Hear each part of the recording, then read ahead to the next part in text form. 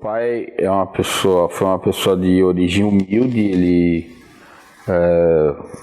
foi criado, nasceu em Jaú, mas foi criado, a família, ele já bem criança veio para São Paulo, vieram para São Paulo.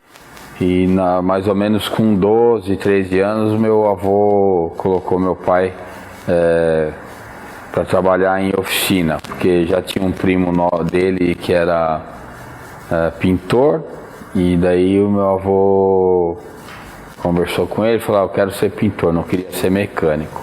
E juntando com a habilidade que ele tinha para construir os aviões dele, ele era o modelo que ele praticava desde a década de 50, que daí sim ele tinha que pegar a planta, reduzir e fazer o próprio avião, construindo as peças e tudo mais. Então essa habilidade artesanal dele, ele transferiu para a pintura quando ele passou a ser pintor. E foi quando ele mesmo, trabalhando em oficina de funilaria e pintura, ele construiu um carro de corrida com o sócio dele, que é o Rubens Chiodi, que é amigo meu até hoje. E eles fizeram o carro e começaram a competir justamente no momento que o automobilismo no Brasil estava fervendo por causa do Emerson Fittipaldi, que foi um piloto que estava na Fórmula 1 já da era de 50 anos para cá e aquela coisa toda. E eles correram um tempo e daí meu pai resolveu sair da sociedade na oficina de funilaria e pintura e ficou na área de comércio de veículos. Foi quando eu comecei a trabalhar com ele, em 73 mais ou menos. A pintura, quando a gente fez a sociedade, era comandada por ele, sempre por ele. E a parte de lata, de funilaria, era comigo. E ele que fazia a parte artística da coisa. Ele pintava os carros que a gente fazia, que eram avariados, e aparecia também algum carro que queria alguma coisa diferente. Aí ele criava e pintava. Mas era a criação dele. A pessoa às vezes tem o dom, né? Mas não sabe. E o meu pai, daí, quando pintou para o Emerson, e ele gostou e falou para o meu pai: põe aqui, Painted by Cid Brasil, né? E daí meu pai escreveu no capacete do Emerson Fittipaldi que ele tinha pintado. E a ideia do Brasil foi do Emerson também, porque para não pensarem que o Cid era de fora do país. Meu avô, eu lembro de engraçado dele, como ele fazia layout na mão, essas coisas e tal. Quando começou a entrar computador, essas coisas, ele desenhava a lápis na tela do computador pra gente fazer o layout. Era muito engraçado. Tipo, você pegava assim a tela do computador toda rabiscada, a lápis, porque ele fazia o desenho ali e aí era pra gente passar o layout, sabe? Muita coisa de gente arcaica mesmo, assim, tecnologia pra ele não existia, sabe? A gente pintava e de repente apareceu um cara lá e falou assim: ô Cid, pinta meu capacete aí.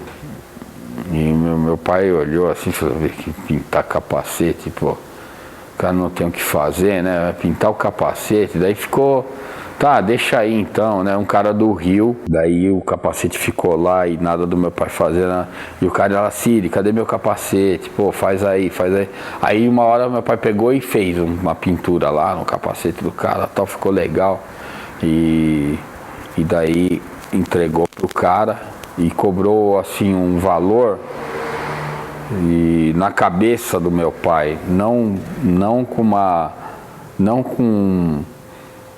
com maldade nenhuma. Ele falou: eu vou cobrar bastante, que é para esse cara não voltar mais aqui para inventar esse negócio de pintar capacete. Aí cobrou lá a exorbitância na cabeça dele do número que ele achou, e o cara pagou e foi embora hiper feliz.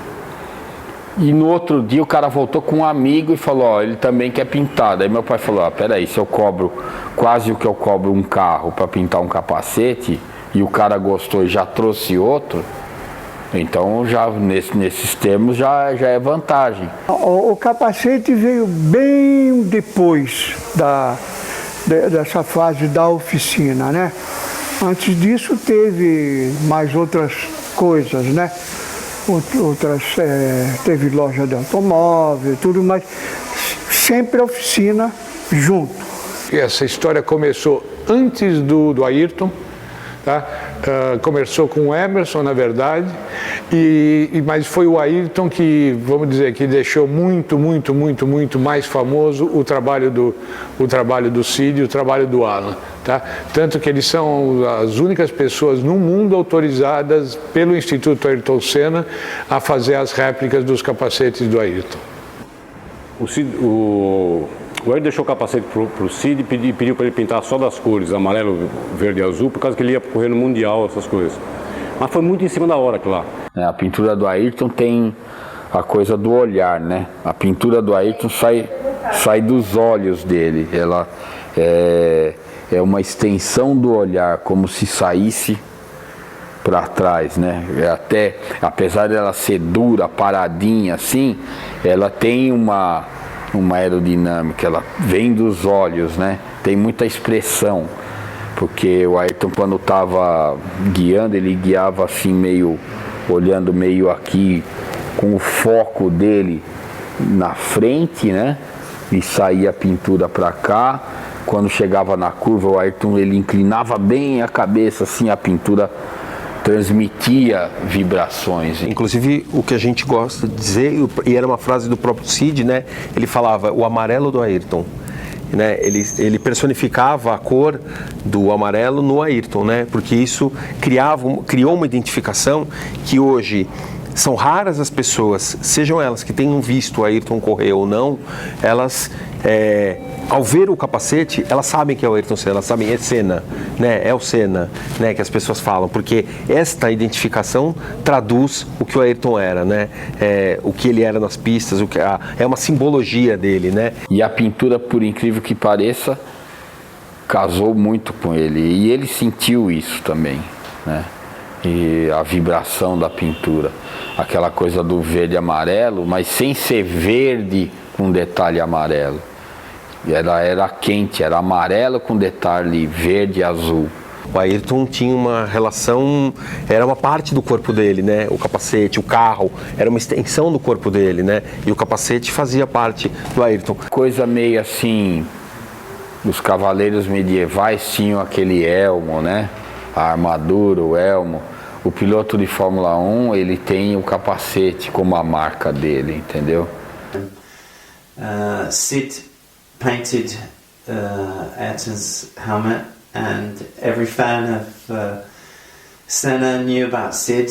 It was written on the side of the helmet, painted by Sid in Brazil, and it was a beautiful thing. O meu avô tinha um negócio muito sinistro, assim, que a pessoa às vezes fala que até eu tenho, assim. O capacete do Ayrton Senna a gente faz em massa, assim. Montam, é trabalho artesanal, realmente, e tal. Mas meu avô tinha um olho clínico, tipo, ele olhava aqui, ó, esse nacional tá 1 milímetro mais alto do lado esquerdo do que do lado direito. Essas coisas eu lembro, assim, de chegar coisa pronta e ele ver um errinho, voltar pra produção, começar tudo de novo, tal, pra sair impecável o serviço. Qualquer pintura dessa aqui que ele fez, ou que ele elaborou, tem uma história por trás, entendeu? Ele nunca desenhou, eu acho que ele nunca desenhou, pelo menos pra mim sempre foi assim, ele nunca desenhou uma faixinha sem ter uma justificativa para ser daquele jeito ou alguma razão para aquilo lá ser daquele jeito, entendeu? Meu avô era meio Zé Graça, assim. Ele... Diversas situações, eu era pequena, ele me contava umas histórias, eu lembro de uma vez que a gente saiu, ele contou uma história de terror, assim, absurda. E beleza, boa noite, me deixou em casa, assim, meu pai ligou de madrugada, louco da vida. O que você fez com a minha filha, que ela não dorme e tal, não sei o que, ele gostava de dar susto. Meu pai era dono de material de construção, não tinha muito como me dar essa pintura de capacete, mas eles vendo tudo aquilo que eu fazia no kart, eles doaram para mim a minha pintura, dizendo que se eu ganhasse lá fora, eu ia poder pagar tudo aquilo que estava sendo precisado, né, que precisava pagar por aqui. Então, isso é um carinho muito, muito grande que eu vou carregar para minha vida inteira. Eu chorei muito quando ele morreu, né? Eu não aguentei o impacto, né? Chorei porque você não espera isso, né? E uma pessoa que você gosta, mas paciência, né? Ah, sei lá, eu sinto falta de tudo, de tudo. Do jeitinho dele. Eu podia chegar nele, ninguém tinha isso, mas eu fazer carinho nele, sabe? Ninguém, ele não dava essa liberdade pra ninguém. E ele não era carinhoso, tão carinhoso quanto ele era, assim, comigo. E é isso, pelo amor de Deus. Eu vou morrer aqui. Tem artista e tem gente que estuda pra aprender alguma coisa. E o Cid era pura arte, era dele, era natural dele.